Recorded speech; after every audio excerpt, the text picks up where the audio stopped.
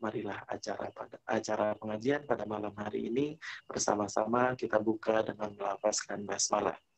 Bismillahirrahmanirrahim. Untuk selanjutnya, mohon berkenan Bapak Gita Danu Pranata untuk memberikan sambutan pada pengajian malam hari ini.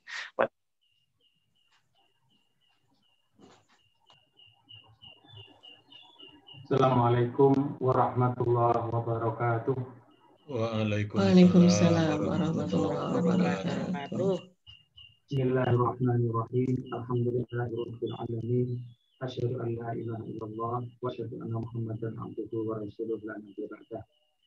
Yang sama-sama kita hormati Profesor Dr. Abu Bakar Hasan MSI yang nanti akan memberikan pencerahan kepada kita semuanya tentang obat dan kehalalannya.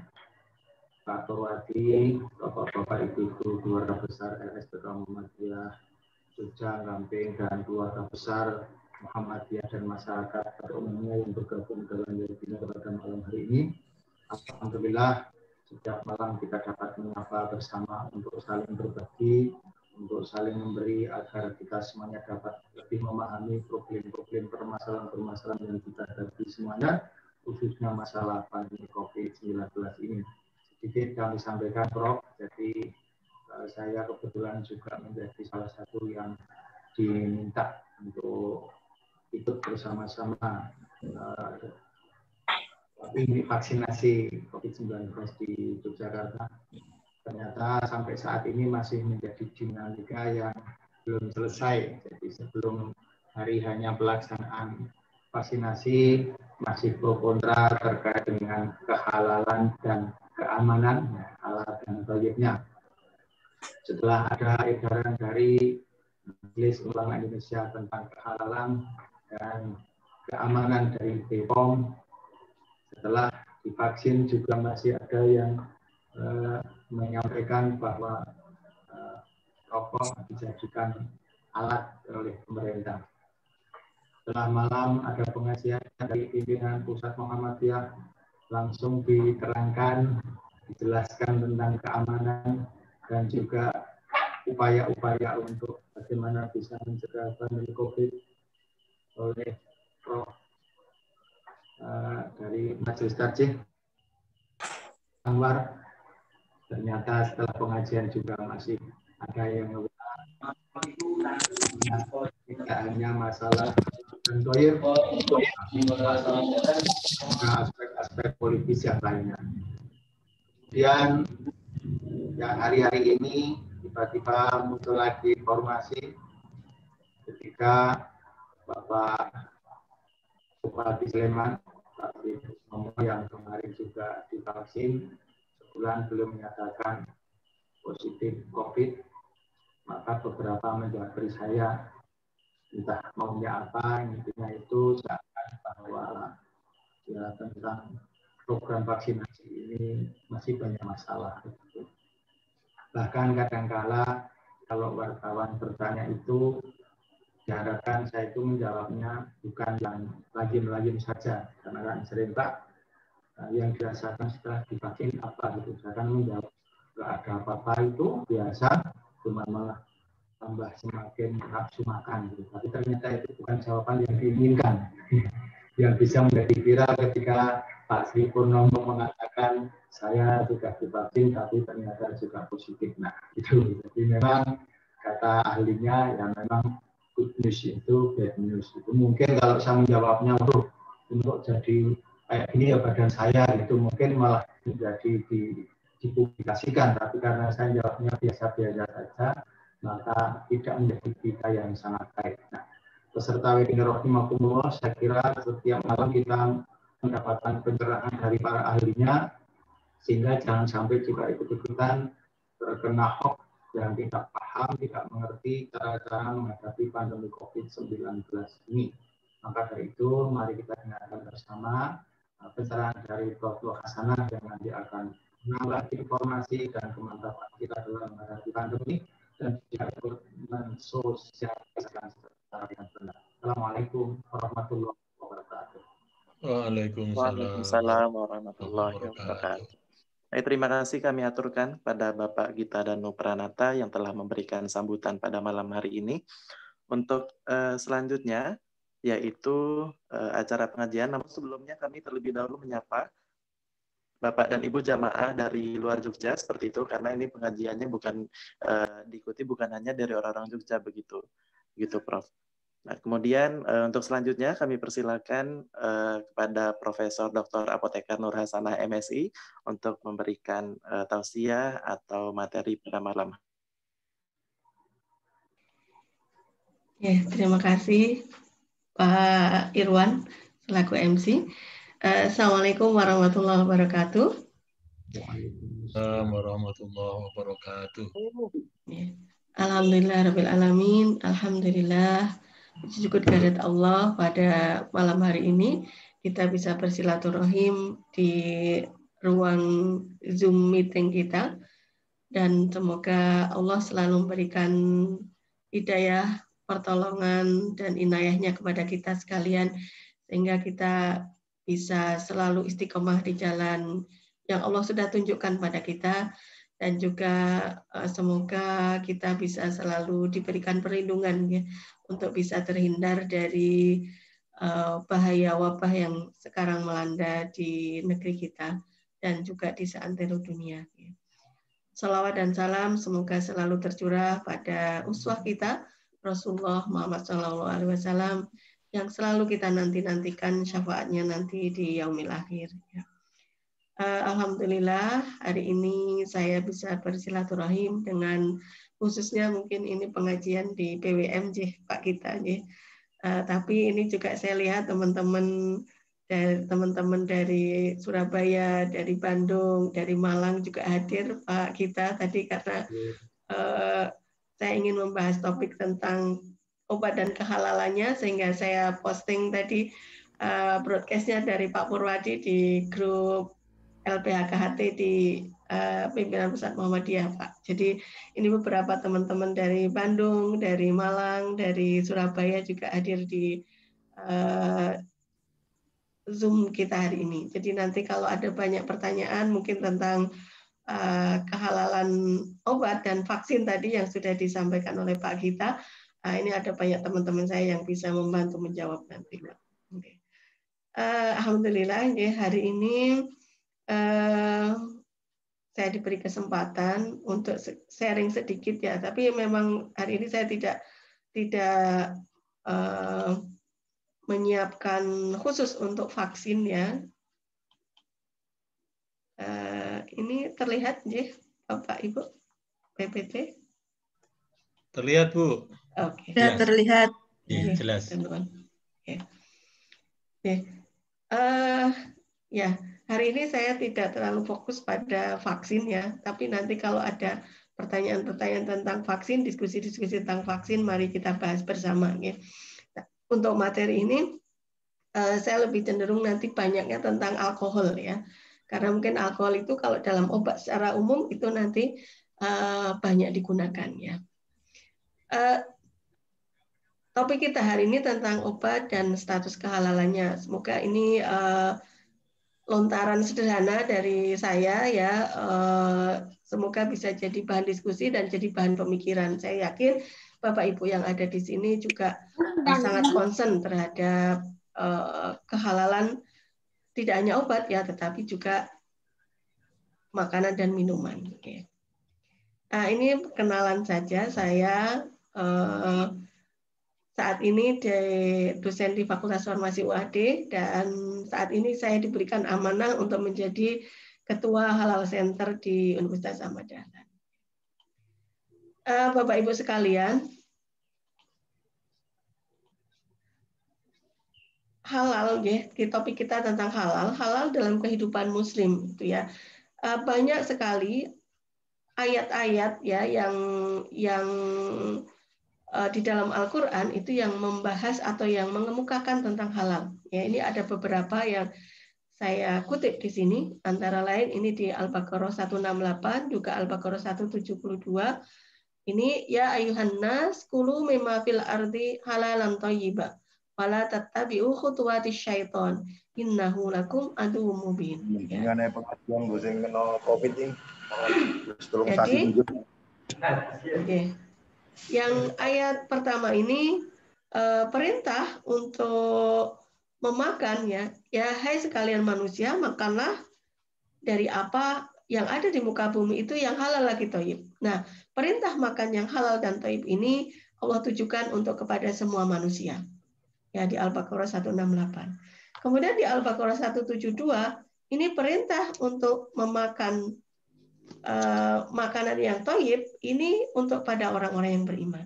Ya ayyuhalladzina amanu kulu min thayyibati ma razaqnakum washkuru lillahi in kuntum iyyahu ta'budun. Gitu. Jadi orang-orang yang beriman, makanlah yang baik-baik yang sudah Allah rizkikan dan bersyukurlah kepada Allah jika kamu dan hanya kepadanya kamu menyembah. Jadi perintah ya ternyata perintah untuk makan yang halal dan thayyib itu tidak hanya untuk orang-orang beriman, tetapi untuk sekalian manusia. Dan ternyata kalau sekarang itu yang giat untuk mengembangkan produk-produk halal itu juga ternyata bukan hanya orang-orang Muslim, bukan hanya orang-orang mukmin. Ya. Ternyata produk halal itu sudah menjadi komoditi dan itu orang-orang yang non-Muslim ya di Eropa, orang-orang yang non-Muslim di Korea begitu ya, di Jepang, di Thailand gitu ya. Di sana di Thailand itu ada Prof. Vinay Dahlan ya, cucunya Kiai Ahmad Dahlan itu mengembangkan produk halal ya. Karena memang ternyata Allah itu memerintahkan ya untuk memakan yang halal dan thayyib itu untuk kepada semua manusia. Ya. Nah, kemudian dari beberapa hadis ya itu juga demikian ya senada juga ya misalnya ini hadis dari Bukhari dan Muslim an Abi Abdillah an Nu'man bin Bashir radhiyallahu anhuma qala sami'tu Rasulullah sallallahu alaihi wasallam yaqul innal halala bayyinun wa innal harama bayyinun wa bainahuma umurun mushtabihat la ya'lamuhunna katsirun minan nas faman ittaqa syubhat faqad istabra'a lidinihi wa irdihi. Ya, saya lanjutkan dengan artinya saja. Dari Abdullah an-Nu'man bin Bashir radhiyallahu anhuma berkata, aku mendengar Rasulullah bersabda, sesungguhnya yang halal telah jelas dan yang haram itu telah jelas. Tapi di antara keduanya itu terdapat perkara-perkara yang syubhat atau samar yang tidak diketahui kebanyakan manusia. Barang siapa menjaga diri dari hal yang samar atau syubhat tadi, sungguh dia telah memelihara agama dan kehormatannya. Dan barang siapa yang terjatuh pada yang syubhat akan terjatuh pada yang haram. Seperti penggembala yang mengembala di sekitar tanah larangan yang suatu saat akan memasuki. Ketahuilah sesungguhnya setiap raja memiliki larangan dan ketahuilah batas larangan Allah adalah yang diharamkannya. Gitu. Ketahuilah di dalam tubuh ada segumpal daging, jika baik maka baik pula seluruh tubuh. Tapi jika buruk maka buruk pula seluruh tubuh.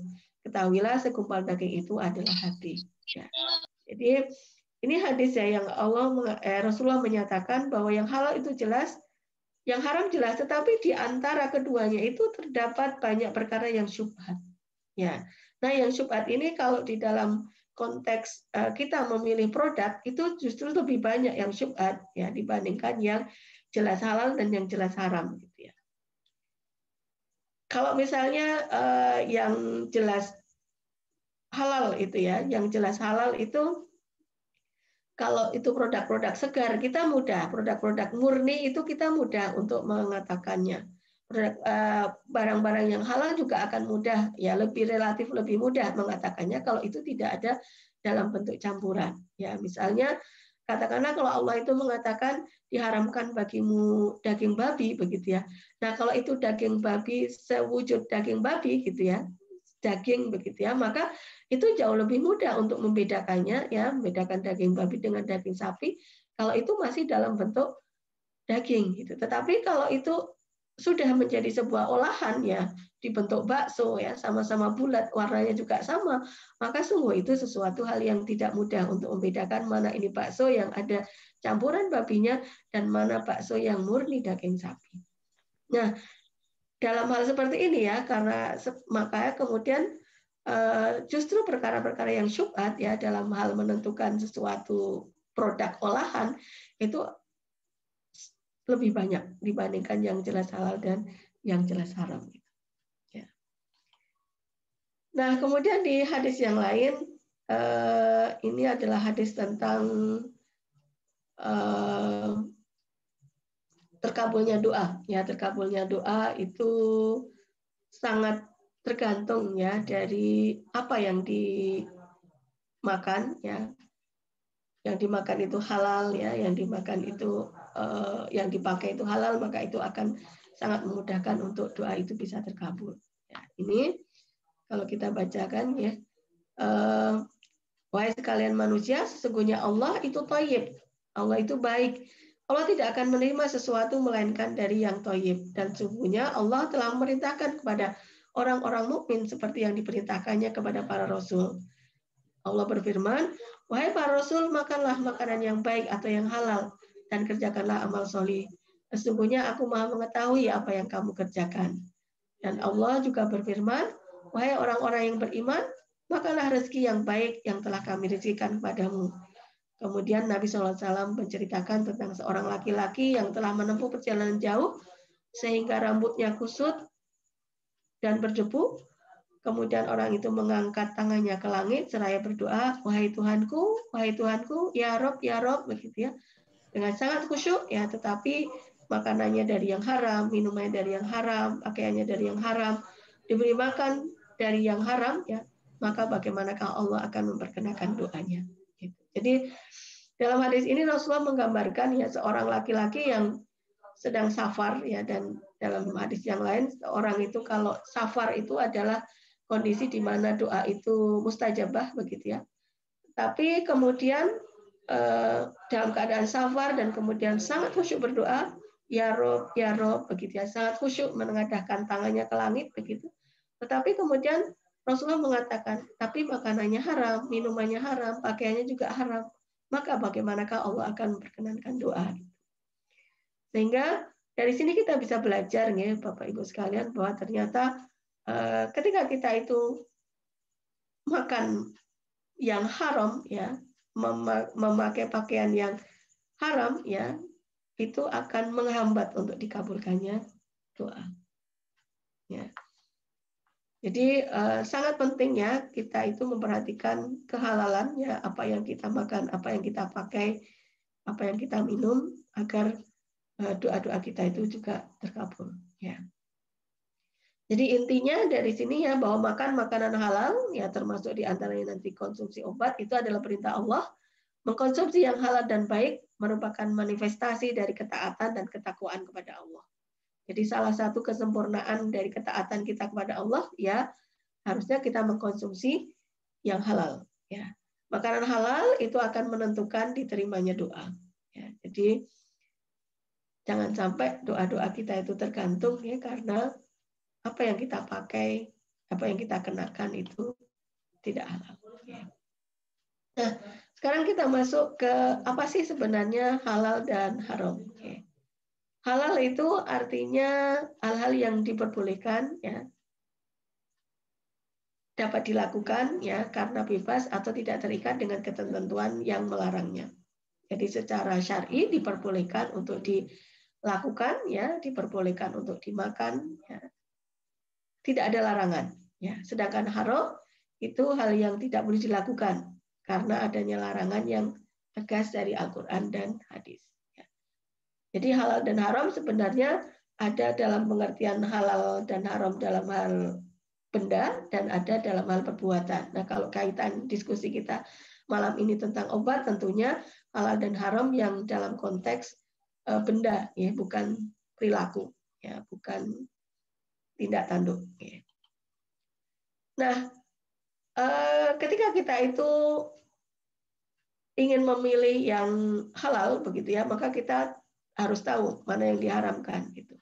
Kenapa kok kita perlu tahu yang diharamkan? Karena Allah memberikan sinyal yang diharamkan itu jauh lebih sedikit dibandingkan yang diharamkan itu tertulis ya, dan itu lebih sedikit daripada yang dihalalkan. Sehingga kalau kita tuh menghafal yang haram, ya di luar yang haram itu berarti diperbolehkan gitu ya.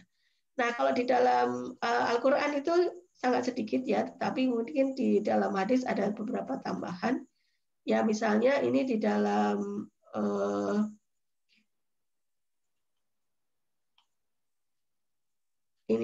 surat saya tulis, hurimat alaikumul maitatu waddamu lahmul khinzir wa ma uhilla li ghairillahi bih. Ya, jadi di sini diharamkan bagimu bangkai, darah, daging babi, ya, bangkai, darah, daging babi, daging hewan yang disembelih bukan atas nama Allah, kemudian yang tercekik, yang dipukul, yang jatuh, yang ditanduk, yang diterkam binatang buas kecuali yang sempat kamu sembelih.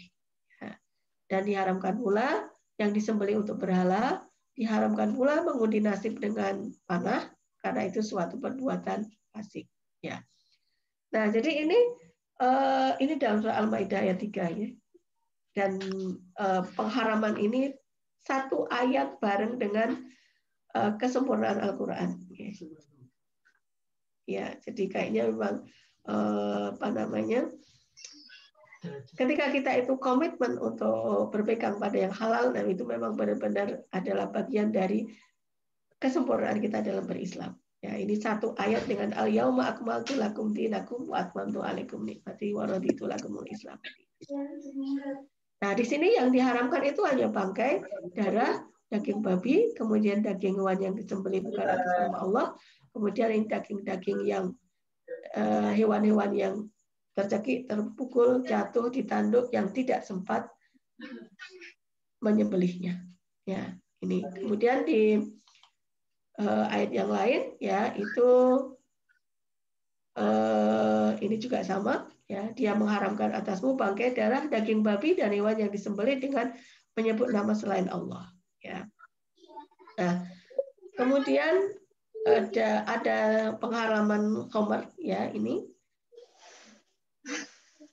Al-Baqarah 219 yang mereka bertanya kepadamu tentang khamar dan judi, katakanlah pada keduanya itu terdapat dosa besar dan beberapa manfaat bagi manusia, tetapi dosanya lebih besar daripada manfaatnya. Ya, ini kemudian di surah Al-Maidah 90 Allah mempertegas ya, kalau di Al-Baqarah 219 ini Allah masih menyebutkan ada manfaat ya dan ada madaratnya ya, ada manfaatnya begitu ya, tetapi dosanya lebih besar. Nah, kalau di dalam Al-Maidah ini sudah jelas-jelas dikatakan orang-orang yang beriman sesungguhnya khamar, judi, berkorban dan berhala, mengundi nasib dengan panah adalah rijsun ya, jadi kotor atau diartikan di sini najis ya, dan merupakan perbuatan syaitan, maka jauhilah perbuatan itu. Ini pengharaman yang tegas terhadap khamar ya.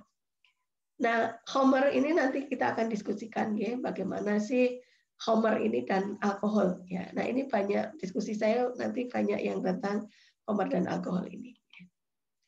Nah, kemudian kalau babi bagaimana? Ya, babi ini seluruh bagian babi adalah haram ya. Produk turunan yang berasal dari babi itu haram juga hukumnya. Jadi tidak hanya dagingnya ya, kalau di dalam Al-Qur'an itu hanya disebutkannya walahmul khinzir, daging babi ya, tetapi ulama sepakat ya bahwa itu seluruh bagian dari babi itu adalah haram, termasuk rambut-rambut babinya itu ya, bulu-bulunya, termasuk tulang-tulangnya ya, termasuk kulitnya, dan juga termasuk produk yang dibuat dari babi. Misalnya lemaknya kemudian dibuat jadi asam lemak, dibuat jadi misalnya magnesium stearat ya, kalau di dalam produk farmasi itu nanti sangat penting ya untuk memproduksi tablet gitu ya. Kalau asam stearatnya itu dibuat dari lemak babi, diambil dari lemak babi ya, kemudian dibuat menjadi magnesium stearat begitu ya melalui proses kimia, maka walaupun itu sudah sama sekali berbeda, hukumnya sama ya, tetap haram, tidak boleh digunakan ya. Kemudian produk-produk yang diolah menggunakan bantuan dari babi hukumnya juga haram. Jadi intifak memanfaatkan babi ya di dalam proses pembuatan itu adalah haram. Ya, kalau tadi Pak kita sempat menyebutkan tentang vaksin Sinovac itu ya salah satu poin pertimbangan MUI menghalalkan vaksin ya vaksin COVID produksi Sinovac dan Bio Farma itu adalah bahwa vaksin itu tidak menggunakan dalam produksinya tidak menggunakan bantuan ya dari bahan-bahan babi ataupun turunannya. Ya, jadi kalau ini menggunakan itu bersentuhan dengan babi ataupun turunannya maka tidak akan pernah mendapatkan sertifikat halal. Ini ya babi. Jadi dalam semua bentuk, dalam semua produk turunannya dan banyak sekali produk turunan dari babi ini. Termasuk mungkin gelatin ya, gelatin itu banyak sekali pemanfaatannya. Ya, gelatin itu digunakan untuk kapsul ya, mungkin kita familiar ya. Tetapi juga banyak ya gelatin itu digunakan sebagai campuran-campuran dalam permen begitu ya. Campuran-campuran dalam permen, campuran-campuran dalam apa itu yang anak-anak kecil suka itu marshmallow gitu ya. Nah, itu banyak sekali gitu. Nah, apa kemudian kita bisa nggak itu membedakan ini permen yang halal atau haram begitu ya? Hanya dengan melihat gitu ya. Kalau orang awam tentunya tidak bisa ya tanpa menggunakan bantuan alat ya, tanpa menggunakan instrumen begitu. Nah, makanya sangat penting ya kita kemudian memilih produk-produk itu yang sudah bersertifikat halal. Itu akan sangat memudahkan bagi kita konsumen muslim ya kalau kemudian memilih produk itu yang sudah ada tulisan sertifikat halalnya. Kemudian yang diharamkan lagi ya darah. Nah, semua darah itu yang diharamkan adalah darah yang mengalir ya. Kalau darah tertinggal sedikit di daging maka tidak diharamkan ya. Nah, kalau penggunaan darah untuk pengolahan makanan ya haram ya, termasuk untuk media fermentasi misalnya begitu ya. Darah diolah juga haram ya. Tetapi kalau misalnya nanti dalam produk-produk tertentu ya bisa dicuci ya, bisa dicuci di akhirnya dengan secara syar'i ya, tidak ada bekas tertinggalnya dan bisa dicuci secara syar'i, maka itu diperbolehkan. Tapi kalau masih tertinggal tidak diperbolehkan. Kemudian bangkai ya, tadi disebutkan juga bangkai. Nah, ini semua hewan yang mati tanpa proses penyembelihan yang benar ya, maka itu termasuk kategori bangkai. Ya, nah, bangkai ini adalah haram. Produk olahan yang berasal dari bangkai hukumnya haram. Ya, termasuk juga ketika memotongnya itu tidak benar, ya menyembelihnya itu tidak benar, ya maka hewan sembelihan tadi juga masuk dalam kategori bangkai. Makanya harus ada ya itu kalau di dalam pemerintah sekarang sudah menetapkan skema kerja namanya juru sembelih halal, juleha gitu ya. Karena apa ya? Karena kalau tidak terampil benar ya, tidak terstandar kemampuannya, nanti bisa ketika menyembelih itu tidak matinya bukan karena disembelih ya, tetapi matinya karena yang lain gitu ya. Misalnya kalau kita lihat ya di beberapa penyembelihan ayam gitu ya, karena mereka pengen cepet kan ya. Penyembelih ayam itu kalau satu hari kan mereka tidak hanya menyembelih 1-2 ekor ya, tapi ratusan begitu ya. Nah, ketika habis disembelih kan ayam itu tidak langsung mati gitu ya. Nah, belum mati kalau kemudian langsung sudah dimasukkan di air panas gitu ya untuk mencabut bulunya, nah itu juga termasuk tidak benar ya, tidak dibenarkan. Nah, hal-hal seperti ini juga nanti harus dididik ya para juru sembelih itu tadi. Penyembelihan hewan-hewan besar lebih banyak lagi masalahnya. Nah, ini beberapa produk babi ya dan turunannya ya. Babi itu sangat useful begitu ya, sangat bermanfaat, banyak sekali manfaatnya dan ternyata juga katanya gelatin babi itu kualitasnya bagus begitu ya. Mungkin juga karena sudah melalui teknologi yang lama ya, manusia sudah belajar membuat gelatin dari tulang babi itu jauh lebih lama daripada gelatin dari tulang kambing atau yang lainnya, sehingga kualitasnya juga jadi lebih bagus ya. Ini misalnya gelatin itu dalam dunia medis ya, misalnya dalam kapsul obat ya, dalam ini sangat banyak gunanya ya, juga di dalam media fermentasi, dalam makanan ini sangat banyak gunanya ya. Permen, jelly, yogurt, es krim dan yang lain-lainnya ini sangat banyak memanfaatkan gelatin ya. Tulang ya dari babi apa ini? Nah, ini bisa karbon aktif ya. Karbon aktif misalnya. Ini karbon aktif di mana itu? Kalau menyaring air ya, penyaring air itu kalau karbon aktifnya jangan-jangan dari tulang hewan. Kalau dari tulang babi sama sekali tidak diperbolehkan. Ya, ini bulu juga ya, bulu. Ya. Beberapa waktu yang lalu kami pergi ke sebuah industri ya yang dia membuat biskuit gitu ya, biskuit lebaran gitu, dan kemudian menggunakan bulu gitu ya, kuas ya. Nah kuasnya itu kita lihat ini kuasnya harus dicek Bu gitu ya, dicek. Nah kemudian dicek, dibakar sedikit dengan korek begitu ya. Kalau itu bau rambut terbakar, nah itu berarti bisa sangat besar kemungkinannya bahwa bulu-bulu itu ya atau kuas itu terbuat dari bulu hewan. Ya, belum tentu memang bulu babi gitu ya, tetapi itu bulu hewan. Nah ini harusnya kita menghindari ya memilih kuas ketika kita itu mengolesi kue kita, nah itu memilih kuas yang benar ya. Dan sangat banyak sekali ya Bapak Ibu ini gunanya babi ini. Nah kalau kita mau lihat ya misalnya sosis begitu ya kan susah untuk membedakannya ya kalau mau ngecek sendiri ya paling mudah ya kemudian kita memilih yang sudah halal gitu ya, yang ada sertifikasi halalnya.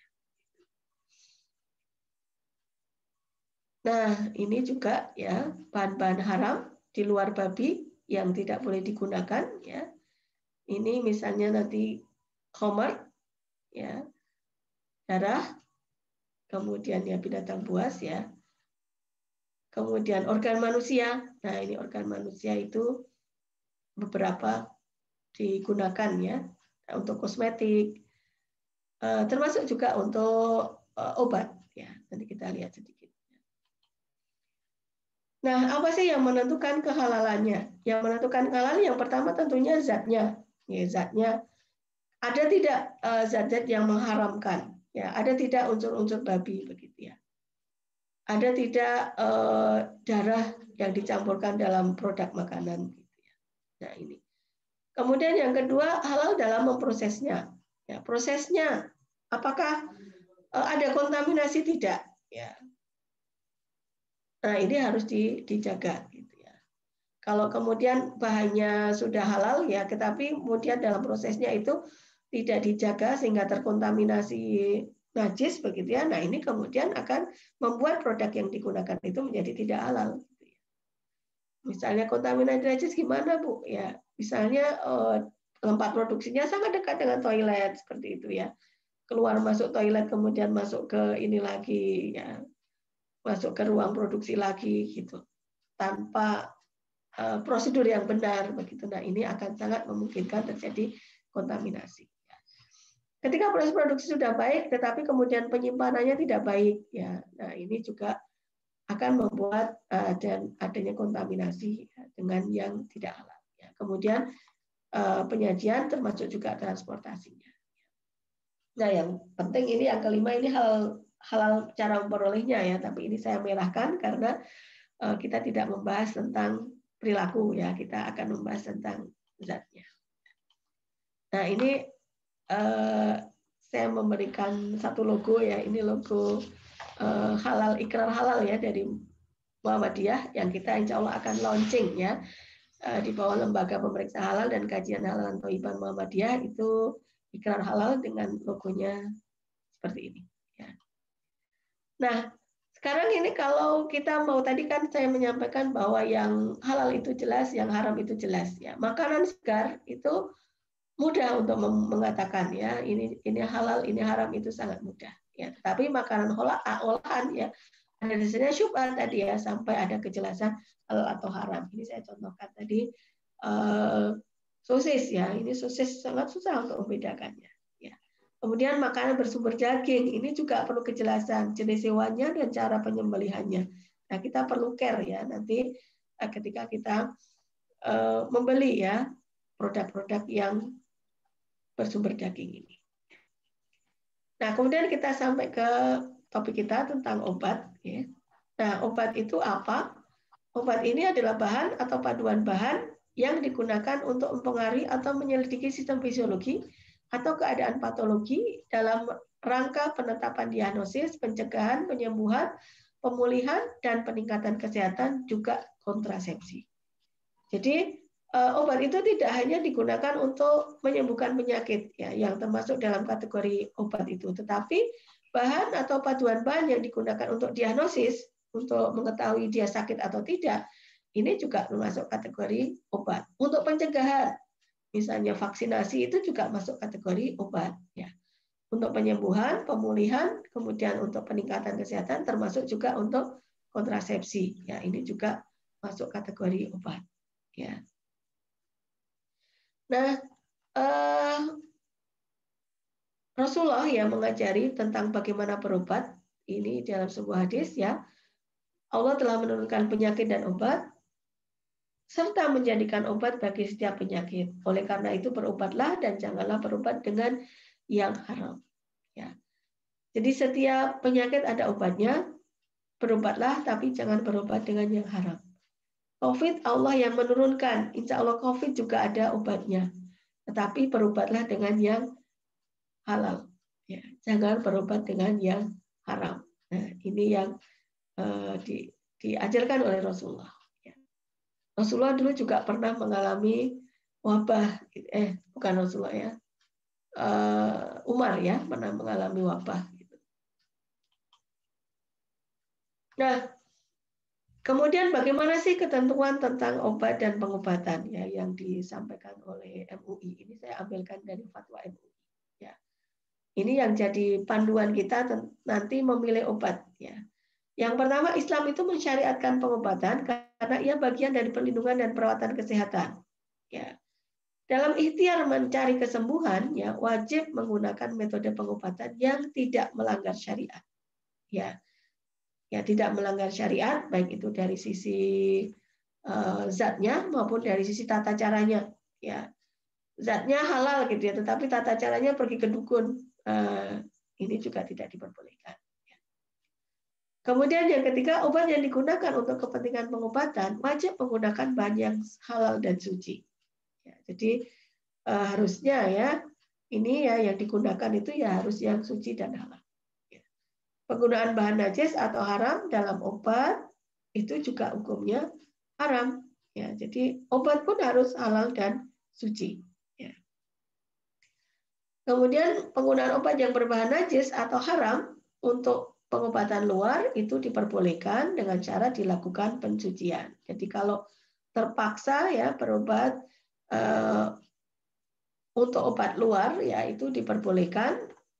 Ya, kalau itu najis ya atau haram hanya untuk obat luar, asal dia bisa dilakukan pencucian. Ya, artinya kalau kita benar-benar tahu bahwa itu najis ya, yang tidak boleh kemudian sholat dengan ketika badan kita tertempeli dengan obat yang najis.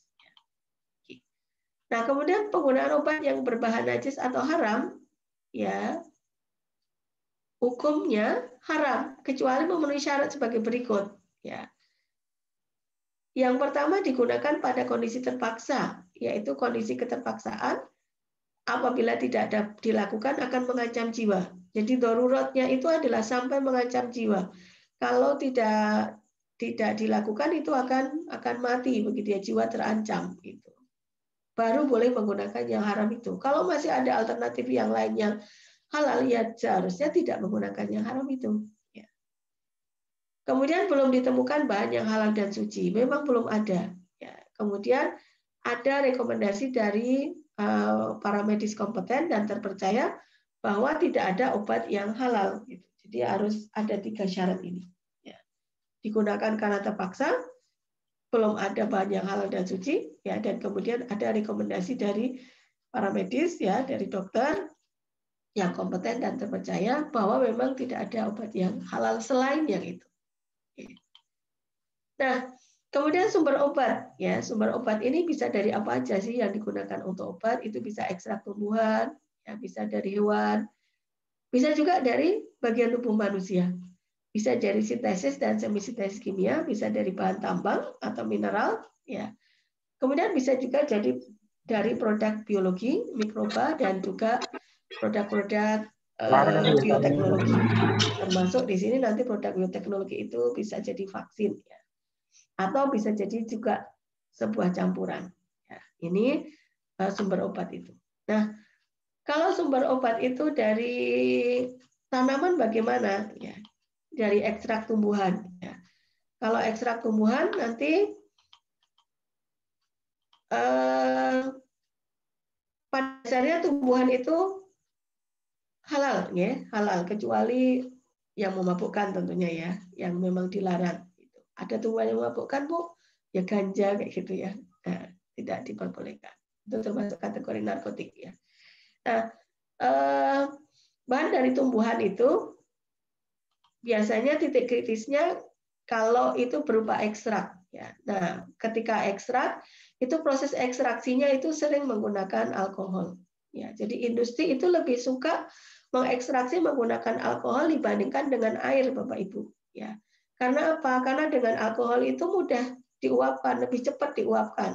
Jadi mereka lebih suka menggunakan alkohol dibandingkan menggunakan air. Kalau kok nggak pakai campuran alkohol dan air, itu juga kalau dengan campuran alkohol dan air itu jauh lebih lama dibandingkan menggunakan alkohol saja. Jadi mereka lebih suka menggunakan alkohol. Nah, ini titik kritisnya ketika ekstrak tumbuhan. Nah, kapsul, ya, tablet itu biasanya adalah ekstrak, ya, jarang yang menggunakan serbuk, ya. Kenapa kok ekstrak? Nah, dengan ekstrak itu kan sudah konsentrat, ya, diambil sarinya sehingga volume kecil saja itu sudah bisa dibuat tablet, bisa dimasukkan dalam satu kapsul. Tapi kalau hanya serbuk tentunya akan memerlukan volume yang lebih banyak lagi. Nah, ini titik kritisnya nanti adalah di alkohol yang digunakan. Kemudian kalau hewan, ya, jenis hewannya, ya, hewan haram, ya, jadi haram, ya, hewan halal kalau disembelih atau diproses secara Islami, ya, pemanfaatan ini akan diperbolehkan. Nah, nanti jangan sampai kemudian ini, ya, pemanfaatan darahnya juga tidak diperbolehkan. Nah, termasuk bahan untuk ekstraksi dan pemrosesan lanjut ini sering, ya, alkohol itu digunakan di sini. Nanti kita akan bahas tentang alkohol ini. Nah, ini untuk hewan, dan kalau di dalam obat tentunya seringnya tidak digunakan hewan sebagai utuh, ya, sebagai hewan utuh, ya, tetapi sudah sebuah ekstrak, ya, atau sebuah produk, ya, yang diolah dari hewan itu tadi. Ya, tadi misalnya saya sampaikan kalau di dalam obat itu selalu ada misalnya magnesium stearat gitu, ya, untuk bahan pelicin dalam proses produksi tablet begitu, ya. Nah, itu dibuat dari mana? Kita nggak akan dibuat dari lemak, ya, lemak hewan gitu, ya. Dan wujudnya sudah tidak lagi sama, ya, sangat berbeda dengan lemak, ya, karena dia wujudnya udah tepung putih begitu, ya, serbuk putih, ya, seperti tepung seperti itu. Nah, dan itu digunakan untuk produksi. Nah, ini kalau ini apa namanya? Dan banyak sekali yang lainnya, ya, yang seperti itu. Kemudian yang sering dimanfaatkan juga, ya, bagian dari tubuh manusia, ya, atau juz'ul insan. Ini tidak diperbolehkan, ya, memanfaatkan bagian tubuh dari manusia untuk obat dan pengobatan. Termasuk juga untuk kosmetik, ya. Bapak Ibu sering mendengar, ya, plasenta itu digunakan untuk kosmetik. Nah, ini kalau plasenta dari manusia sangat-sangat tidak diperbolehkan, ya. Kemudian sel tubuh manusia, ya, itu juga tidak diperbolehkan. Ya. Sel itu apa? Di mana sih produksi digunakan di dalam proses produksi? Ya. Misalnya kalau Bapak Ibu mendengar bagaimana cara produksi vaksin, ya produksi vaksin itu dititipkan di sel ya. Tapi sel yang digunakan untuk produksi vaksin Sinovac itu bukan sel dari manusia ya, tapi sel dari kera ya, sel vero ya, itu asalnya dari kera dan itu ditumbuhkan, dititipkan untuk produksi vaksin. Ya. Termasuk juga di dalamnya ya bagian tubuh manusia itu DNA-nya. Ya, itu bagian paling kecil dari tubuh manusia, dari manusia ya. Kalau itu DNA manusia kemudian digunakan untuk produksi obat, ya ini tidak diperbolehkan. Ya, haram juga nanti obat yang diproduksinya. Ini aplikasinya di mana? Ini misalnya aplikasinya dalam produksi insulin misalnya. Insulin itu sekarang produksinya tidak lagi diambil dari pankreas babi ya, atau pankreas sapi begitu ya. Kalau dulu isunya insulin itu diambil dari pankreas babi, tetapi sekarang insulin itu sudah produksi bioteknologi ya. Jadi DNA yang menghasilkan insulin itu dimasukkan di dalam bakteri dan kemudian bakteri itu yang menghasilkan insulin. Nah, kalau DNA-nya itu dari manusia, nah ini tidak diperbolehkan. Ya. Masuk kalau DNA-nya dari babi juga tidak diperbolehkan. Kenapa tidak diperbolehkan? Karena ini termasuk menjaga kehormatan manusia. Ya. Nah, kemudian ini tadi ya yang saya sampaikan, bagaimana dengan alkohol. Ya. Nah, alkohol ini ya menurut fatwa ulama, alkohol itu dibedakan menjadi dua, yaitu alkohol hasil samping industri khamar dan kemudian alkohol hasil industri non-khamar. Ya, baik itu sintesis dari petrokimia ataupun industri fermentasi non-khamar. Ya. Nah, alkohol yang berasal dari khamar itu adalah najis, sedangkan alkohol yang dari non-khamar itu tidak najis. Ya. Ini bagaimana membedakannya, Bu? Gitu ya. Kalau kita hanya melihat dengan mata tidak bisa, gitu ya. Nah, dari mana kemudian, gitu ya? Secara kimia juga alkohol dari industri khamar dengan alkohol dari industri non-khamar juga tidak bisa dibedakan kalau itu uji kimia ya. Tetapi kita tahunya adalah dari tanya gitu ya, tanya dari produsennya, ini yang memproduksi siapa begitu ya. Yang PT apa yang produksi, dia produksi apa saja ya, apakah hanya alkohol saja ataukah dia alkohol ini hanya produk samping dari produk utamanya adalah khamar. Ya, nah kalau alkohol itu dihasilkan dari industri ya yang menghasilkan khamar ya, dan alkohol itu hanya produk samping, maka alkohol itu hukumnya adalah najis dan artinya tidak boleh digunakan. Ini penggunaan alkohol hasil industri khamar itu untuk membantu proses produksi termasuk obat-obatan ya, makanan juga, minuman juga itu adalah haram. Ya. Nah, sekarang alkohol untuk obat ya.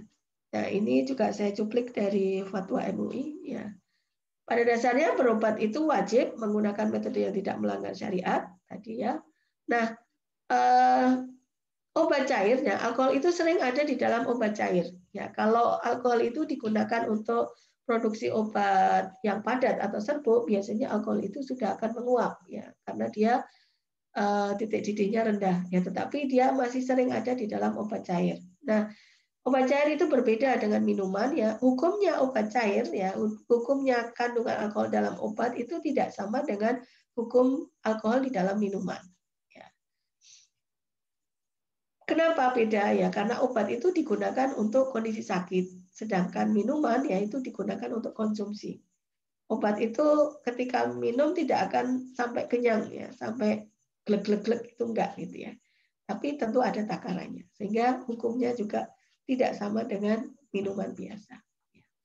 Nah, obat cair ataupun non cair yang mengandung alkohol yang berasal dari khamar itu tidak diperbolehkan. Jadi kemudian penggunaan alkohol atau etanol yang bukan berasal dari khamar, ya, untuk bahan obat cair ataupun non cair itu boleh dengan syarat gimana gitu ya. Jadi alkohol itu masih diperbolehkan ya, tapi syaratnya apa? Tidak membahayakan bagi kesehatan, tidak ada penyalahgunaan, kemudian aman dan sesuai dosis dan tidak digunakan secara sengaja untuk membuat mabuk. Ya, jadi udah ragrag. masih diperbolehkan. Ya. Kalau alkohol itu bukan dari industri khamar. Ya. Nah sekarang kalau alkohol dalam makanan dan minuman bagaimana? Ya. Nah minuman yang beralkohol itu yang disebut minuman beralkohol ya, yang masuk kategori khamar itu batasannya adalah kalau mengandung alkohol lebih dari 0,5%. Ya. Ini 0,5% itu. Minuman kategori khamar ini najis dan haram. Ya, sedikit atau banyak. Ya, kalau kandungannya lebih dari 0,5%. Ya. Kemudian kalau masih menggunakan alkohol atau etanol dalam proses produksinya, yang etanolnya atau alkoholnya bukan dari khamar ya, yang hasil industri dan khamar, ya, ini masih mubah, masih diperbolehkan ya, asal secara medis tidak membahayakan dan kadarnya itu kurang dari 0,5%. Ya, dalam produk akhir itu kadarnya kurang dari 0,5%. Jadi masih diperbolehkan untuk membantu proses produksi asal produk akhir itu kurang dari 0,5%. Ya. Demikian juga untuk di dalam produk-produk intermediate-nya juga batasannya ya masih diperbolehkan ya kalau menggunakan alkohol yang non khamar asal di dalam produk akhirnya nanti kurang dari 0,5%. Ya. Untuk kosmetika bagaimana? Ya. Alkohol ini sangat sering ya digunakan dalam produk-produk kosmetik karena dia mudah membersihkan ya. Kenapa kok mudah membersihkan? Karena alkohol ini bisa melarutkan minyak-minyak ya, bisa juga campur dengan air. Sehingga kotoran itu akan lebih mudah larut dengan alkohol ya. Sehingga sangat disukai ya ini digunakan dalam produk-produk pembersih ya, termasuk juga di dalam produk parfum begitu ya karena dia mudah menguap ya. Nah, kalau produk kosmetik itu menggunakan khamar, artinya menggunakan alkohol yang dari khamar, ya maka tidak diperbolehkan. Ya. Nah, kalau produk kosmetik yang mengandung alkohol hasil fermentasi, bukan khamar, ya itu masih diperbolehkan. Ya, apabila secara medis tidak membahayakan. Kalau ini ya, ini yang produk nomor 2 itu, kalau kosmetik yang dimasukkan ke dalam tubuh, batasannya adalah 0,5%. Dan alkoholnya bukan dari khamar. Ya. Kalau untuk kosmetik yang di luar tubuh, ya masih diperbolehkan. Ya, masih diperbolehkan asal secara medis tidak membahayakan. Ya, jadi ibu-ibu yang sebenarnya alkohol itu tidak masalah ya, asal untuk hanya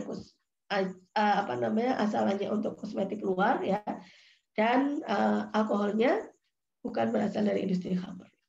Ya, harus dari industri yang memang menghasilkan alkohol itu untuk pelarut. Ya. Ya, ini diperbolehkan selama tidak membahayakan. Ya. Nah, ini bahan-bahan farmaseutik lain ya yang sangat kritis untuk di dalam produk-produk obat ya, bahan-bahan tambahan yang bukan obat ya. Ini misalnya gelatin ya, kapsul itu sering mengandung gelatin ya. Kemudian magnesium stearat ini sangat banyak digunakan untuk produksi ya. Kemudian juga semacam lilin begitu ya, itu yang juga digunakan untuk tablet salut. Nah ini juga banyak diperoleh dari hewan-hewan ya, jadi lemak-lemak hewan. Nah, kalau hewannya itu dari babi jelas haram ya, kalau hewannya dari hewan-hewan yang halal maka itu diperbolehkan. Mungkin demikian dari saya untuk malam hari ini. Selanjutnya saya kembalikan ke Pak Irwan. Oh, J. Baik, terima kasih kami aturkan kepada Ibu Nur Hasanah atas materi yang telah disampaikan pada malam hari ini. Untuk selanjutnya kita berada dalam sesi diskusi atau tanya jawab. Kami persilahkan kepada Bapak dan Ibu jamaah untuk bertanya kepada narasumber atau pemateri pada malam hari ini. Yang pertama mungkin saya bantu untuk membaca aja Ibu. Iya, di sini silakan. ada pertanyaan. Mohon izin untuk membaca dari Ibu Isnaini, Ibu atau Mbak gitu ya. Apakah sekarang ini persyaratan halal sudah diwajibkan untuk layak edar produk obat seperti persyaratan terdaftar dengan diterbitkannya nomor registrasi? Mungkin bisa dijawab satu dulu aja, Ibu. Belum, Ibu Isnaini. Ibu Isnaini ini juga teman dari Unari, Ibu ya. Belum sekarang dia belum ada ketentuan untuk obat, apalagi ya untuk makanan aja masih bertahap ya di selama 5 tahun. Nah untuk obat itu masih menunggu sesudahnya. Belum untuk sekarang, Ibu. Oke, terima kasih. Ini Bu, untuk pertanyaan kedua.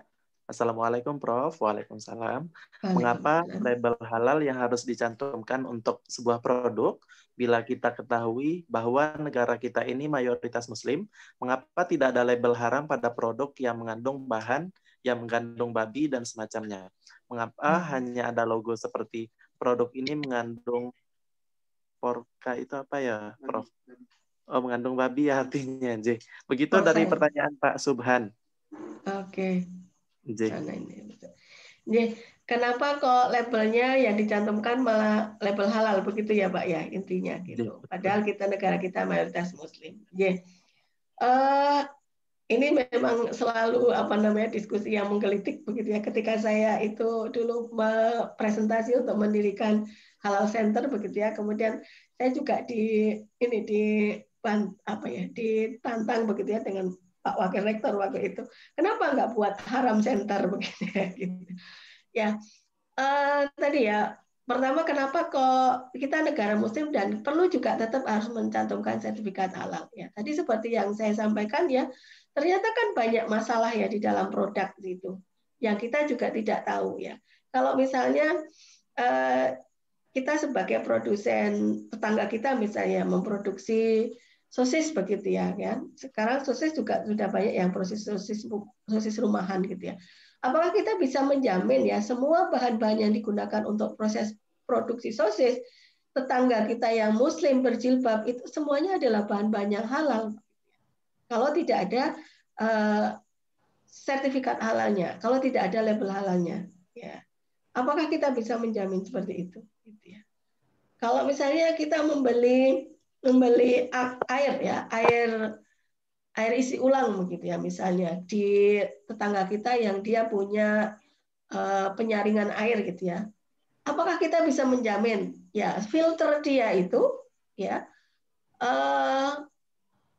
proses filtrasinya dia itu kemudian menggunakan proses yang benar. Filtrasi itu sangat memungkinkan ya, filternya tadi saya sampaikan itu filternya bisa jadi itu dari arang tulang hewan gitu ya. Tidak menggunakan arang dari kelapa, kalau dari nabati itu nggak masalah gitu ya. Tetapi banyak juga yang menggunakan arang-arang yang itu dari tulang hewan. Nah itu makanya sekarang air minum dalam kemasan itu pun wajib sertifikat halal. Kalau izinnya juga wajib MD ya, tidak boleh hanya BYRT, harus ke Badan POM. Karena ini juga kritis gitu ya. Makanya tetangga kita itu banyak yang Muslim, tetapi belum tentu kita semua itu memahami bagaimana cara produksi produk yang halal gitu ya. Karena halal itu tidak hanya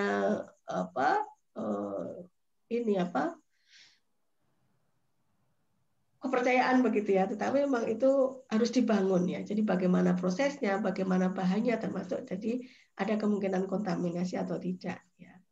Nah kalau produk yang haram itu ya mengandung babi atau pork begitu ya, itu sebenarnya kayak di dalam peraturan juga harusnya ada mencantumkan ya, dan dia harus dipisahkan dari produk-produk yang lain ya, itu ada aturannya Pak ya, insya Allah ada ini yang nantinya ya kalau dia mengandung babi juga harus ada ya, tetap harus ada. Itu mungkin ya Pak Irwan. Oke, Bro. Terima kasih, Bro. Baik, terima kasih, Pak. Kemudian ini ada pertanyaan lagi, Ibu, dari Ibu Sunarti. Prof, izin bertanya hukum stem cell, bagaimana Prof? Ini monggo Prof bisa dibaca. Khawatirnya saya salah membaca gitu, J. Ini sistem sel atau stem cell begitu. Soalnya khawatirnya menggunakan bahasa apoteker seperti itu. Iya. Terima kasih Pak Irwan. stem cell ya, stem cell. Stem cell itu menggunakan sel ya, sel manusia ya, biasanya digunakan itu sel manusia untuk jadi dia biasanya sel dari plasenta kayak gitu ya, yang masih bayi begitu, artinya masih immature, dan kemudian dia bisa berkembang biak gitu, kemudian dia bisa menggantikan sel-sel yang rusak begitu ya. Nah, ini saya memang sering ya kalau di kuliah itu mendapat pertanyaan seperti ini ya. Tapi kalau saya cari fatwa MUI-nya yang khusus tentang stem cell itu memang belum ada ya. Tetapi kalau kemudian kita tarik ya tentang ketidakbolehan intifa juz'ul insan tadi ya, tidak boleh memanfaatkan bagian tubuh dari manusia, maka kalau saya kemudian juga tidak setuju begitu ya kalau kemudian stem cell itu kemudian diproduksi massal dan kemudian digunakan untuk obat begitu ya. Jadi kalau misalnya itu diproduksi massal dan kemudian dijual untuk obat, nah ini saya kira kok itu kemudian hampir sama ya hukumnya dengan tadi juz'ul insan yang kemudian itu kena ayat yang merendahkan martabat manusia itu. Ya. Saya kira kok seperti itu. Tapi kalau sekarang memang stem cell ini banyak di terapi-terapi banyak digunakan. Kalau itu misalnya dia menggunakan selnya sendiri ya mungkin masih nggak masalah ya. Tapi kalau itu kemudian diproduksi secara massal gitu untuk terapi, saya masih tidak setuju, sama dengan memanfaatkan bagian tubuh manusia yang itu tidak diperbolehkan. Mungkin itu kalau saya salah mungkin bisa dilengkapi Pak Gita, mungkin ini malah lebih paham Mbak Benar. Begitu Pak. Terima kasih. Monggo Bapak dan Ibu jamaah yang ingin bertanya. Mungkin satu pertanyaan lagi gitu. Tapi kalau dua juga tidak apa-apa seperti itu. Jadi tadi alhamdulillah sudah ada 3 pertanyaan melalui room chat. Sekarang bagi Bapak dan Ibu jamaah yang ingin bertanya langsung kepada pemateri pada malam hari ini, disilakan. Monggo Bapak dan Ibu. Masih ada Mas Irwan dari Pak Suparyanto itu belum dibaca. Oh, Pak. Kok di tempat saya? Itu pertanyaannya, Assalamualaikum Prof. Waalaikumsalam. Bagaimana status kehalalan obat tipes yang bahannya cacing payak? Apakah halal atau haram? Oke. Itu fenomena penggunaan obat jenis ini cukup banyak. Pertanyaan dari Pak Suparyanto. Monggo Ibu. Oke, ya.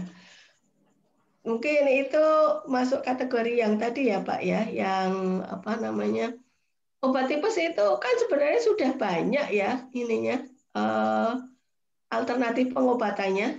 Ya, kenapa sih harus berobat pakai cacing atau mungkin jangkrik atau apa gitu ya kan? Jelas terapinya sudah ada ya. Kalau ke dokter itu sudah ada. Jadi kalau saya tetap tidak ini ya. Dan ini memang ada khusus ya, ada khusus fatwa tentang cacing ya. Ini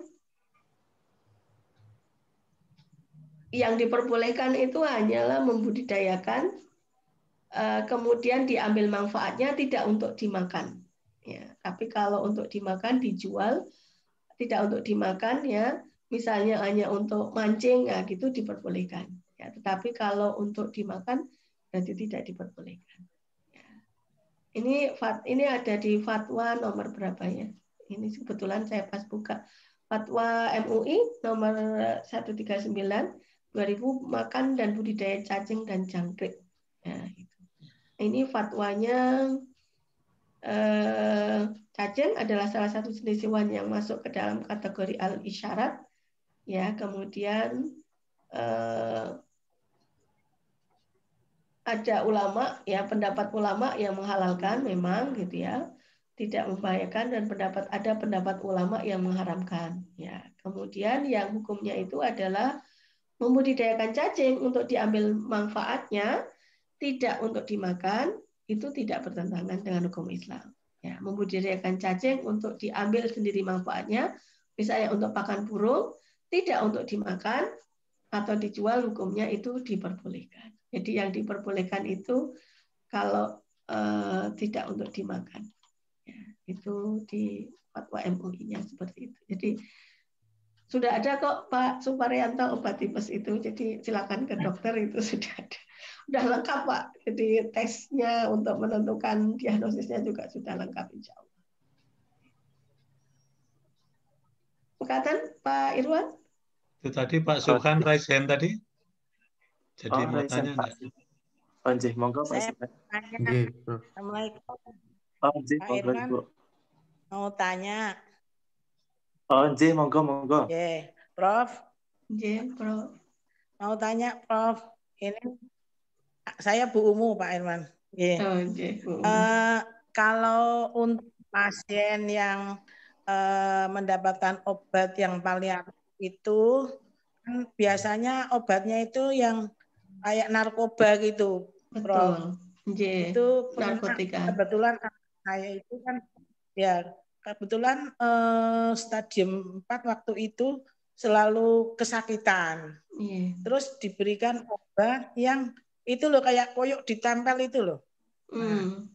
Untuk mengurangi rasa sakit. Kalau pakai itu terus kemudian kok ada halusinasi, terus kemudian kalau mau sholat bingung. Nah itu terus gimana itu Prof menurut kaitannya dengan obat itu kan juga kalau narkoba kan juga tidak halal gitu Prof. Terus bagaimana gitu sebagai pasien itu apakah bagaimana gitu Prof? Terima kasih. Hatur nuwun Bu Umu Hani. Jadi memang kalau terapi-terapi untuk misalnya cancer stadium 4 itu sering banyaknya terapinya paliatif ya. Sudah bukan untuk menyembuhkan tapi hanya mengurangi rasa sakit, dan itu sudah rasa sakitnya tidak bisa dikurangi hanya dengan paracetamol atau antalgin ya Ibu ya, tapi memang harus dengan narkotika ya, morfin, petidin seperti itu ya. Nah, kalau itu sudah atas rekomendasi dokter ya tentunya itu tidak masalah Ibu. Ya. Kalau seandainya pasien ini tidak dikasih obat tadi, tidak dikasih narkotika, kan dia juga akan kesakitan. Kalau itu kesakitan terus ya, betul. Kalau habis itu terus agak tenang, cuma kalau sholatnya jadi bingung gitu. Sholat kadang-kadang ini sholatnya berapa rakaat begitu, karena mungkin ya apa pengaruh dari obat itu atau gimana? Betul. Ya itu yang perlu mungkin dikonsultasikan dengan dokter. Mungkin dosisnya ketinggian begitu harus disampaikan sebenarnya ya agar tidak mengganggu. Tapi kalaupun efek sampingnya seperti itu ya memang sudah pilihannya seperti itu Ibu. Kalau menurut saya kok itu memang pilihan terbaik menurut dokter ya tetap aja dijalani, bukan kemudian itu jadi haram begitu ya. Tapi kalau seandainya misalnya ada yang lebih baik ya, yang itu bisa disampaikan ke dokter dan mungkin dokter bisa mengubah dosisnya, bisa menyesuaikan ininya, nanti itu akan bisa lebih baik.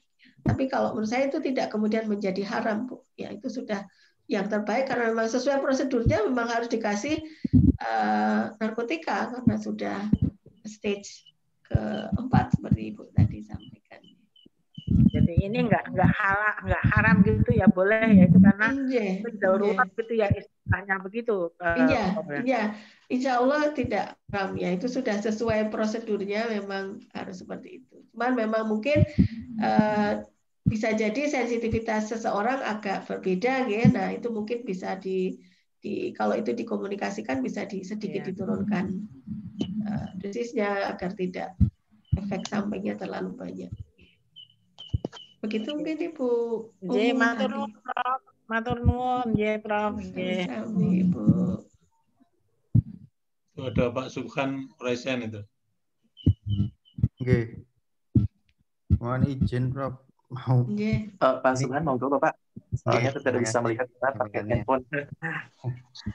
Sebelumnya mohon maaf Prof, ini nggak menampilkan video karena kondisinya nggak mendukung ini, Prof. Yeah. Baik, kebetulan begini, Prof. Saya juga bergerak di obat ikan, yang mana di sini termasuk juga limbahnya kita olah. Pertanyaannya adalah bagaimana hukumnya ya, Prof, ya? Bagaimana kalau misalkan obat ikan ini mengandung sesuatu, katakanlah enzim turunan dari babi misalkan, itu menjadi obat untuk tambak udang atau mungkin tambak bandeng biasanya teman-teman itu. Nah, hukumnya bagaimana ketika nanti produk itu, katakanlah produk misalkan udang yang di frozen seperti itu, atau mungkin nantinya limbahnya seperti tulangnya itu kita ambil gelatinnya. Nah, ini hukumnya seperti apa ya, Prof, ya?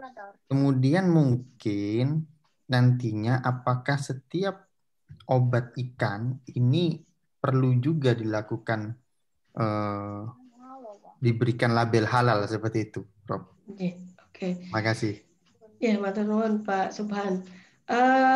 Kalau intifa memanfaatkan bagian dari babi ataupun turunannya itu sama sekali tidak diperbolehkan, Bapak. Jadi tidak diperbolehkan memanfaatkan bagian dari babi, intifa babi ataupun memanfaatkan bagian tubuh dari manusia itu tidak bisa ditoleransi, tidak diperbolehkan. Sekalipun itu nanti mengalami proses lanjutannya, ya sama seperti mungkin dulu kasus Ajinomoto ya, yang dulu kita waktu masih kecil ya Pak ya. Pak Suman udah lahir atau belum ya? Belum, kalau saya.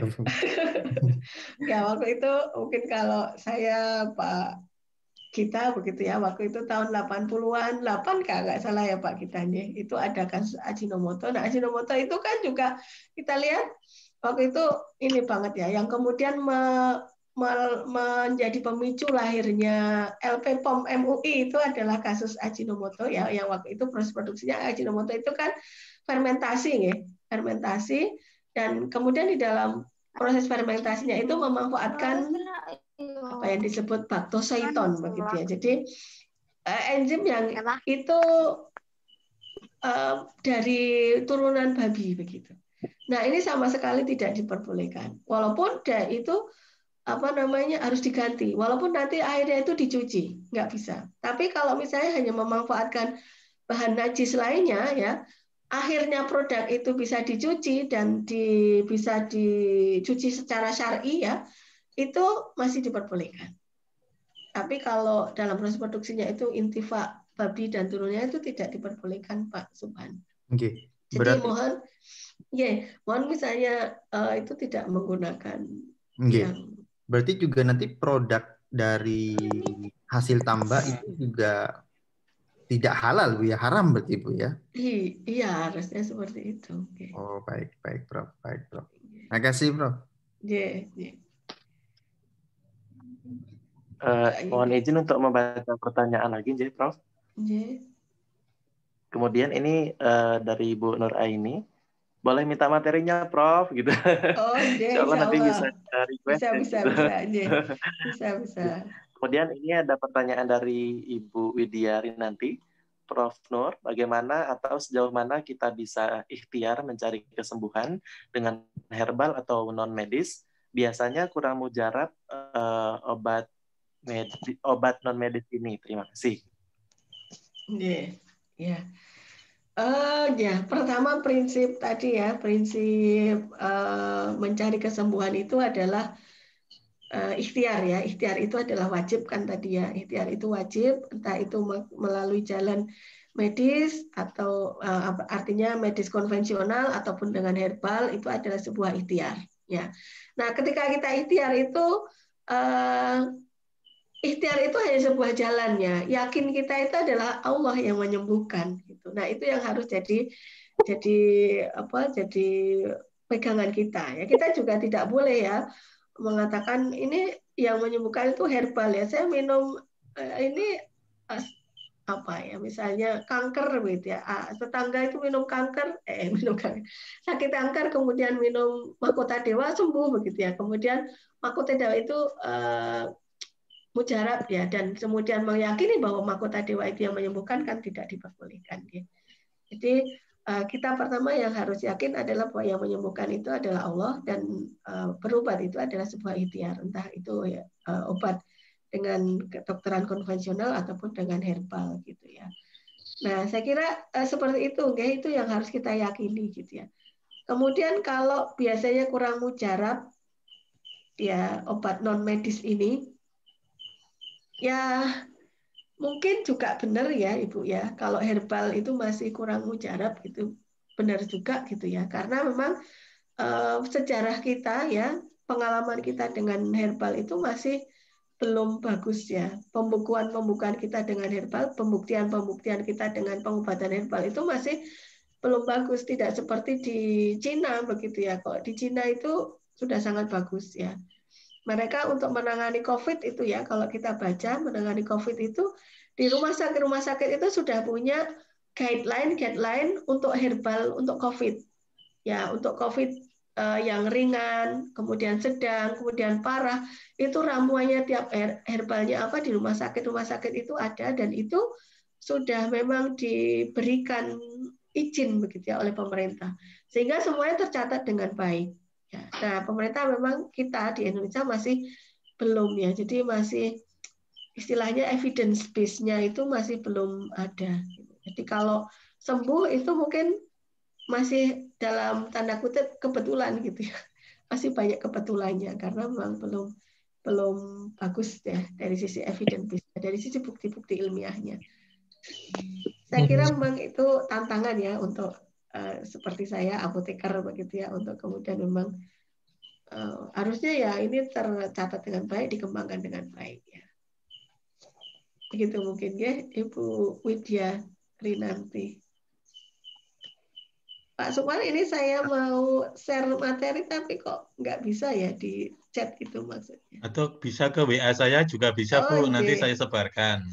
Oh, ke saya grup-grup ini bisa. Ke Pak Purwadi. Mohon maaf Bapak dan Ibu, karena sekarang sudah menunjukkan pukul 21:11 waktu Indonesia bagian Barat. Sepertinya untuk diskusi kita cukupkan dulu, karena tadi alhamdulillah banyak juga yang bertanya, yang berarti bahwa meskipun pandemi begitu Prof, kita juga semangat untuk belajar, semangat untuk mendapatkan ilmu-ilmu yang baru seperti itu. Jadi semakin seringnya kita belajar, semakin seringnya juga kita tahu seperti itu. Baik, sekali lagi kami aturkan terima kasih banyak kepada pemateri pada malam hari ini, materi pengajian Muhammadiyah with You, Ibu Profesor Apoteker Nur Hasanah MSI yang telah memberikan banyak materi, banyak pengetahuan baru kepada kita semuanya, seluruh jamaah dimanapun berada. Semoga seluruh materi yang disampaikan oleh beliau dapat bermanfaat untuk kita, bermanfaat untuk keluarga, dan juga bermanfaat untuk orang lain, dan kita juga dapat meneruskan ilmu atau materi yang sudah kita dapatkan pada malam hari ini, sehingga ilmunya bisa mengalir gitu. Ya, semoga kebaikan yang sudah Ibu Nur Hasanah berikan pada malam hari ini tercatat sebagai amal ibadah dan memberikan kebaikan juga untuk Ibu dan juga keluarga. Amin ya rabbal alamin. Baik Bapak dan Ibu jamaah yang dirahmati Allah, untuk selanjutnya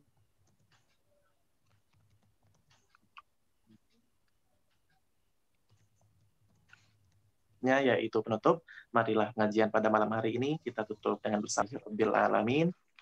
Terima kasih banyak atas segala perhatian dan mohon maaf atas segala kesalahan. Salam sehat, salam bahagia untuk kita semua. Nasrun minallah wa fathun qarib wa basyiril mu'minin fastabiqul khairat. Wassalamualaikum warahmatullahi wabarakatuh. Waalaikumsalam warahmatullahi wabarakatuh. Terima kasih Prof. Nur. Pamit. Assalamualaikum. Waalaikumsalam. Pamit. Matur nuwun, Prof. Terima kasih Mbak Ria. Pamit.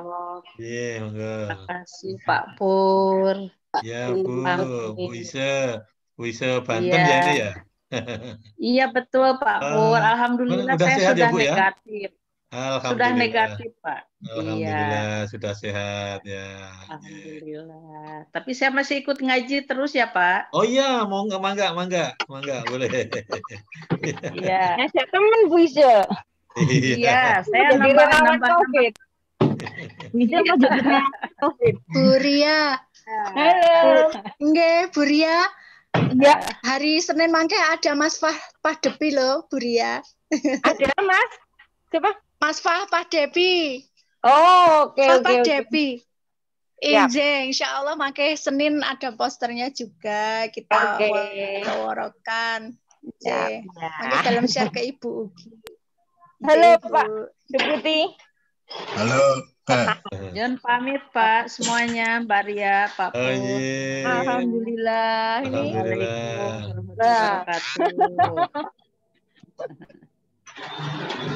Sambil di jalan. Mbak Ria ini?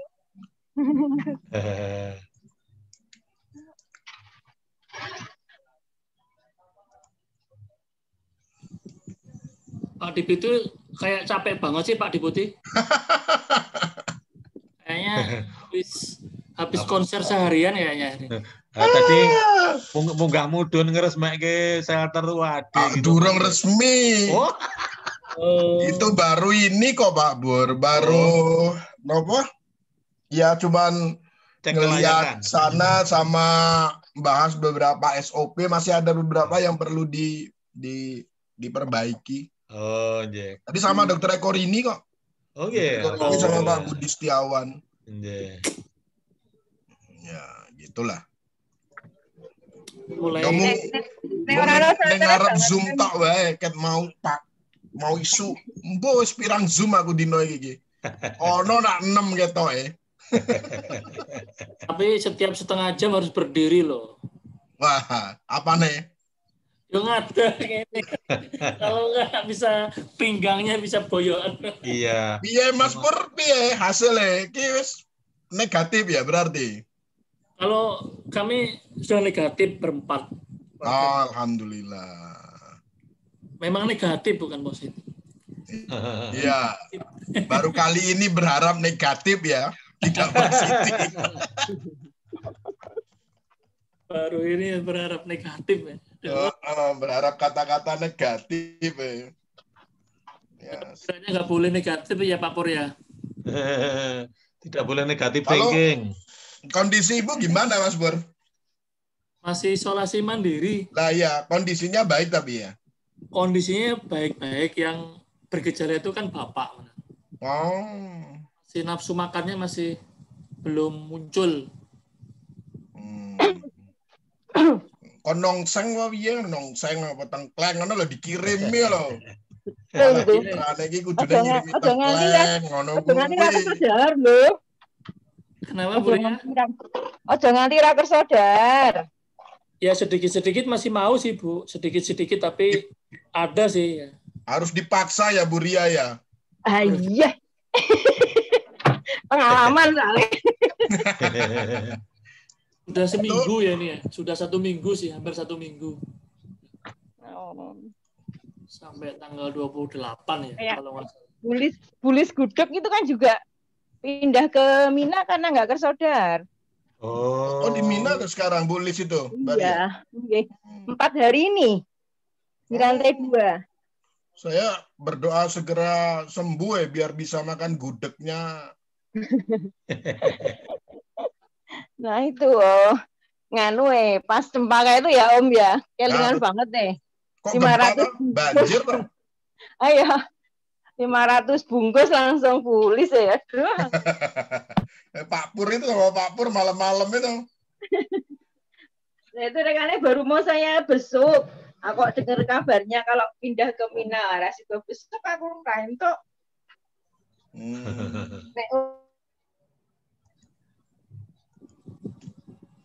Ya, semoga segera sembuh semua, sehat-sehat.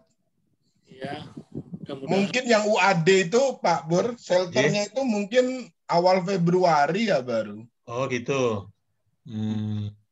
Karena harus kamarnya memang ada 40 kamar, Pak.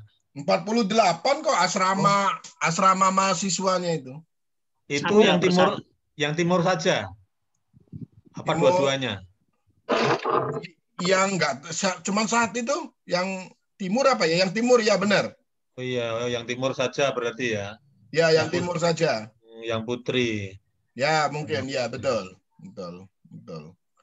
Iya, kalau yang timur itu tepat karena olahraganya bisa di sebelah selatannya itu yang parkiran itu kan kosong sekarang. Oh gitu ya. Jadi terus bisa ada pagarnya untuk menyekat dengan kegiatan yang lain. Iya. Ya walaupun masih agak ini ya pertentangan ya di intern ya, ada yang merasa takut kayak gitu-gitu loh. Kok gitu di dalam kampus ya macam-macam kan orang tanggapan terhadap COVID itu. Iya.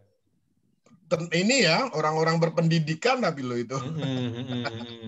Ya. Dosen-dosen mungkin masih khawatir gitu ya, wajar-wajar saja. Tadi saya sampaikan ke Bu Uti ya perlu memang perlu diajak dialog ya. Perlu disampaikan SOP-nya tentang keamanannya. Insya Allah kalau berjarak lebih gitu tuh ya insya Allah aman itu. Iya, terus mungkin juga keterbukaan informasinya, artinya informasinya justru dibuka aja supaya setiap orang itu bisa berhati-hati gitu. Tidak perlu ditutup-tutupi gitu. Risk communication-nya ya, komunikasi betul. Resikonya harus baik memang. Iya. Jadi belum sampai bicara tentang pembiayaan ya. Kalau untuk intern UAD tentu ini ya di cover oleh UAD ya. Mestinya. Walaupun saya ngomong dengan Bu Uti tadi, walaupun di cover UAD ya dosen-dosen UAD nggak usah menggunakan itulah dan jangan berharap. Iya. Itu nanti berarti salah satu persiapan untuk ini ya, mungkin kuliah tatap muka ya. Yang praktek yang tidak tatap muka aja kan terpapar juga banyak kan. Iya, sudah banyak kok Mas Pur. Artinya mitigasi untuk kalau terjadi sesuatu nanti di bulan Juli atau bulan itu kan masih tetap berlanjut ya mempersiapkan. Oh ya bisa begitu Mas Pur. Bisa Jidu. Karena ini masing-masing kan sudah punya nih UAD, UMY, Unisa kan. Ya, sudah bersiap-siap untuk nanti di semester berikutnya itu kalau tatap muka kan. Kalau PWMDIY sudah pasti semester ini tidak ada tatap muka. Ya, harapannya sih selesai di bulan Agustus atau September. Tapi masa sekarang aja pertumbuhannya semakin pesat apa? Ini sih ya. Kan sebenarnya kan keinginan Sultan itu kan dimulai dari tatap muka itu kan dimulai dari Februari. Oh bukan, dimulai dari universitas kan. Dari misalnya UGM, UNY. Tapi UGM sudah jelas-jelas menyatakan mereka sampai tahun ajaran baru nggak bakal mendatangkan mahasiswa kok. UGM. Iya. Karena UGM sendiri banyak mahasiswa yang kena. Iya. UGM. Nah, UNY juga begitu kelihatannya. Halal. Boleh Pak Pur ya pamit. Oke, monggo Pak. Matur nuwun. Pak Pur ya teman-teman sehat-sehat, Pak Isanawan. Amin. Waalaikumsalam warahmatullahi wabarakatuh. Assalamualaikum. Waalaikumsalam. Bu Ria sehat ya.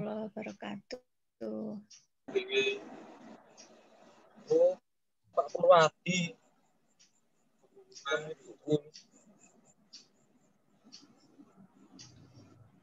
Tasih badhe diskusi menapa kita tutup Pak. Meskipun sepertinya sudah habis ini Mbak. Oh, ini Pak Aditya ini apa ini? Oh.